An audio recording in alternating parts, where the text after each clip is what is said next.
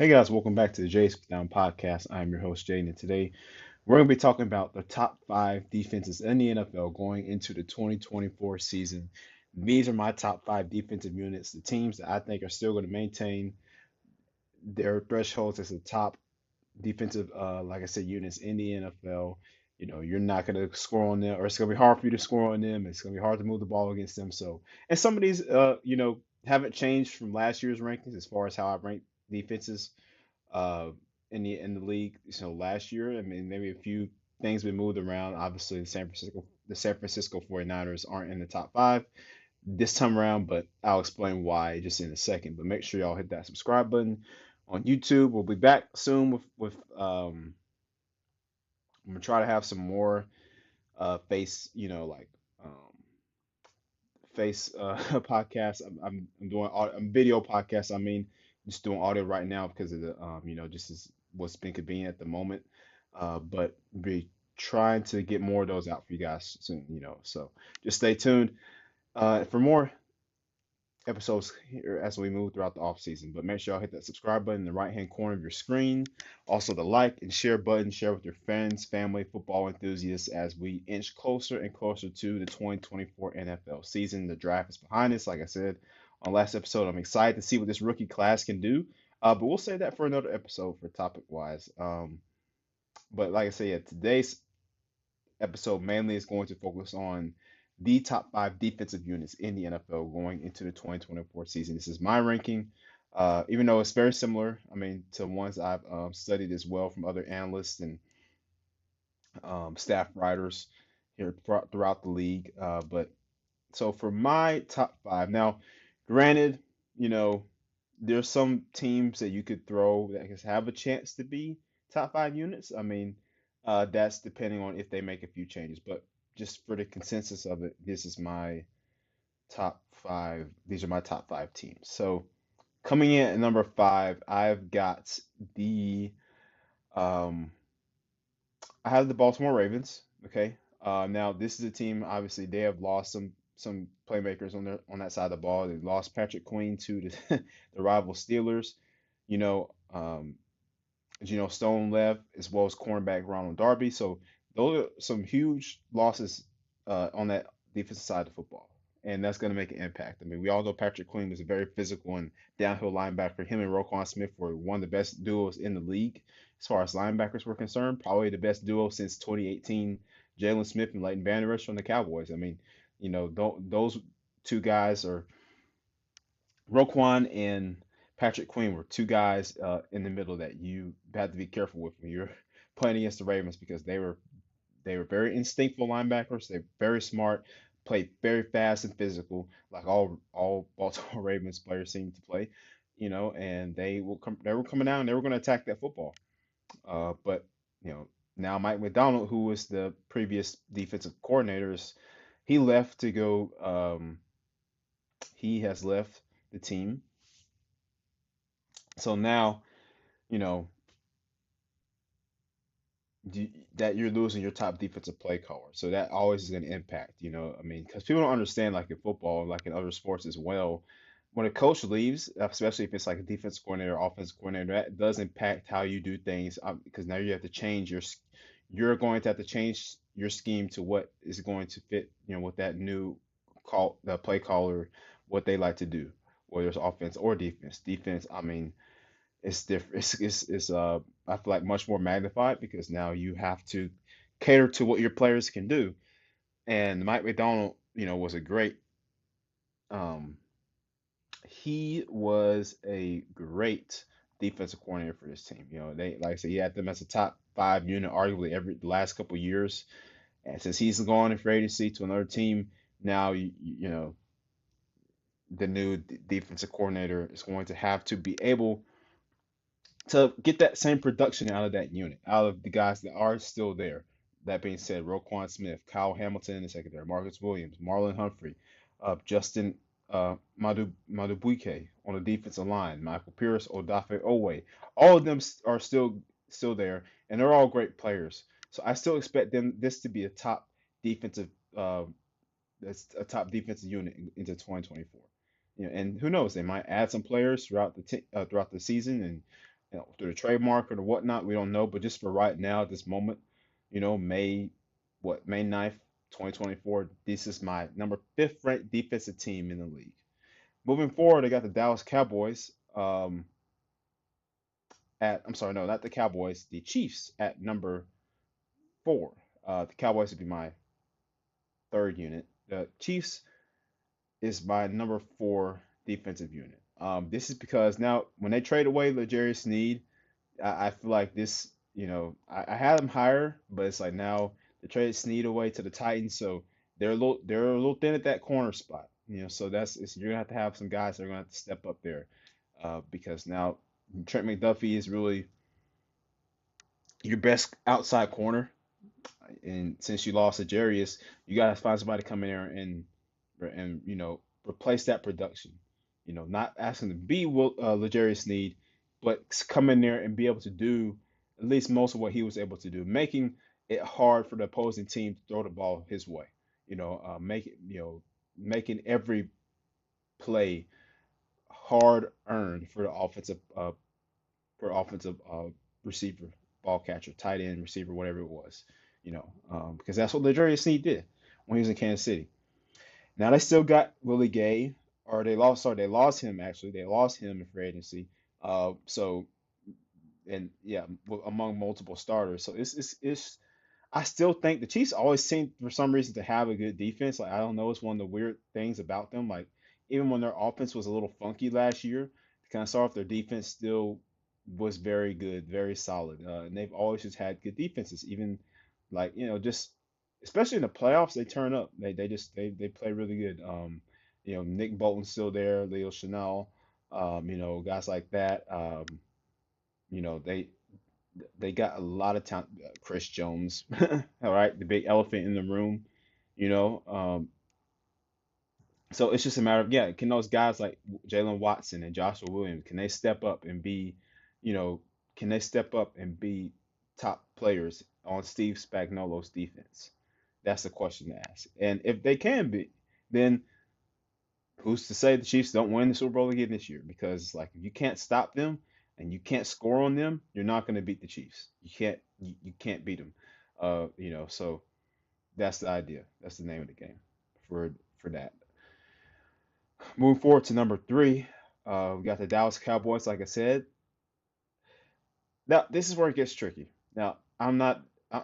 If you watch this podcast, listen to this podcast, I'm a Cowboys hater.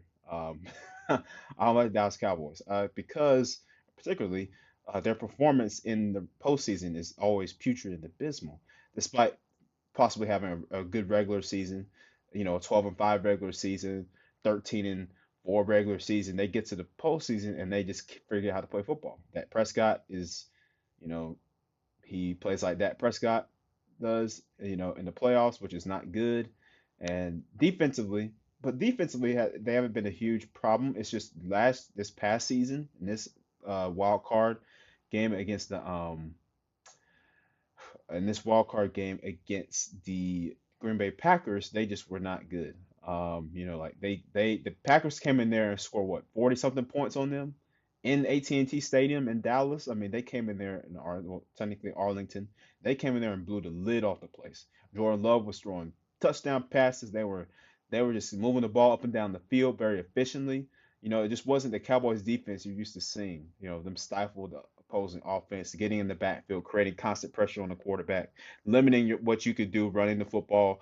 I didn't see that from this team. They were misplaced in the secondary.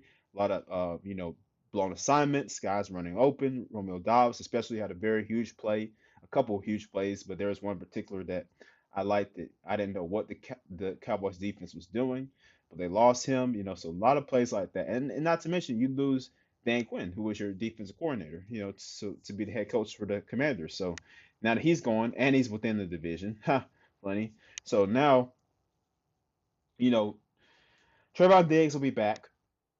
And they brought in Mike Zimmer to be the defensive coordinator. So the former head coach for the Minnesota Vikings always kind of was a defensive guy there during his time in Minnesota. They always had really good defenses, except for like his last year. It wasn't too good, but for the most part, they had good defenses in Minnesota. Uh, so they were able to grab Eric Kendricks in free agency. Not surprising considering that. Mike Zimmer again was their is their now their DC.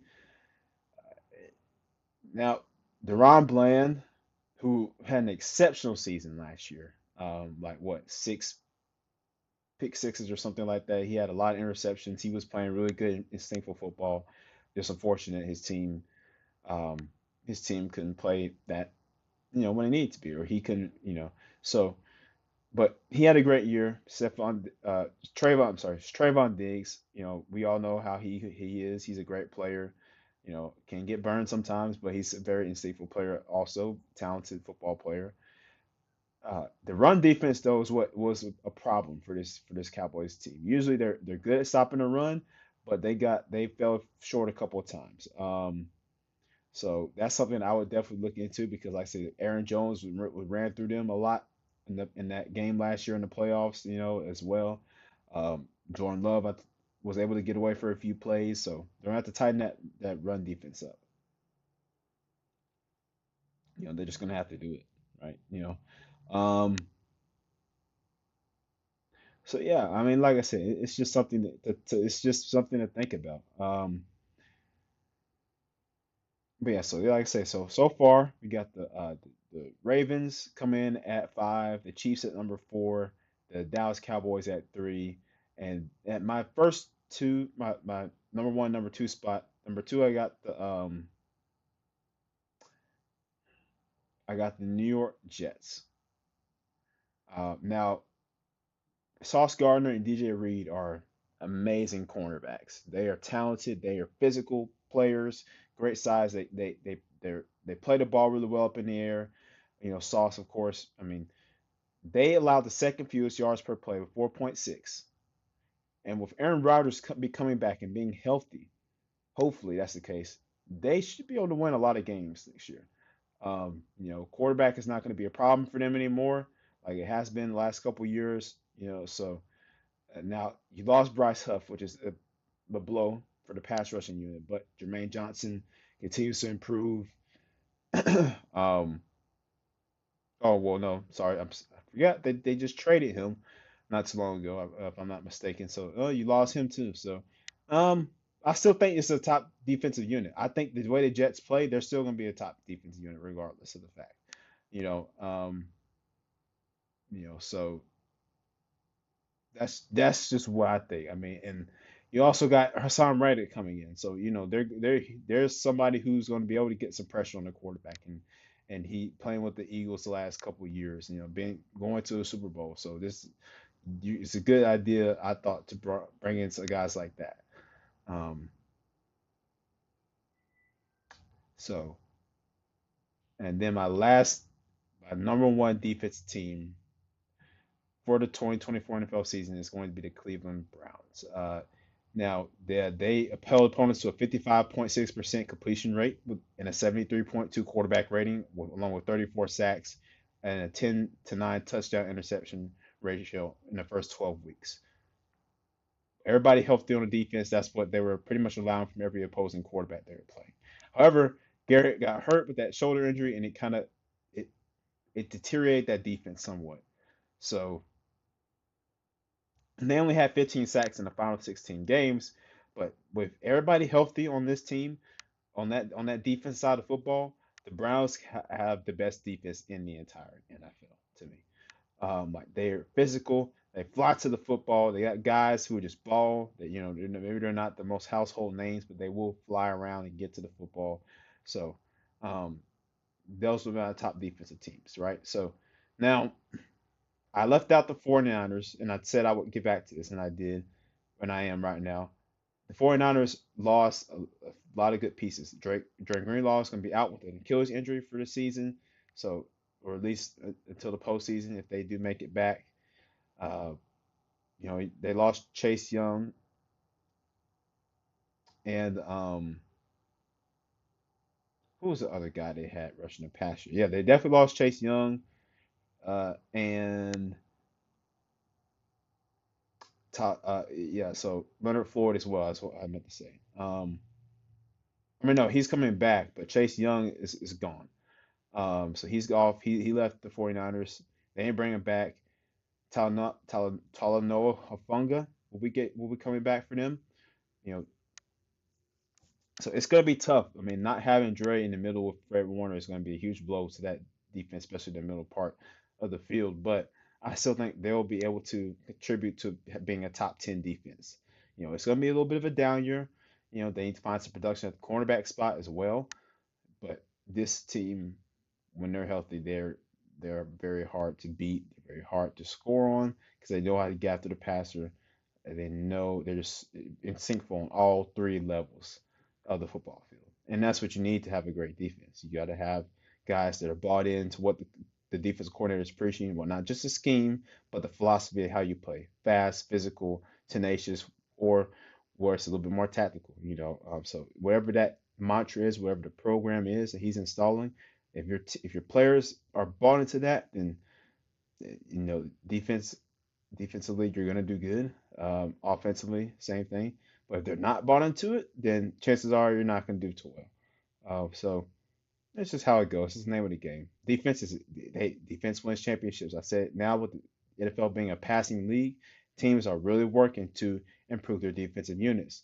So that's something that has it's a thing to keep an eye on as we move throughout the offseason and into training camp, mini camp, all those things. You know, so just something to think about as we move forward. But thank y'all for tuning in for this episode of the Jays Down podcast. We appreciate it. Hope you hit that subscribe button and check us out on all the socials, Twitter, Instagram, TikTok, Jays Down Pod. You can find us right there. This episode will be going up here on Apple Podcasts and all audio podcast platforms, as well as the YouTube version will be dropping soon as well today. So make sure you stay up to date for those. And we'll see you next time on the show.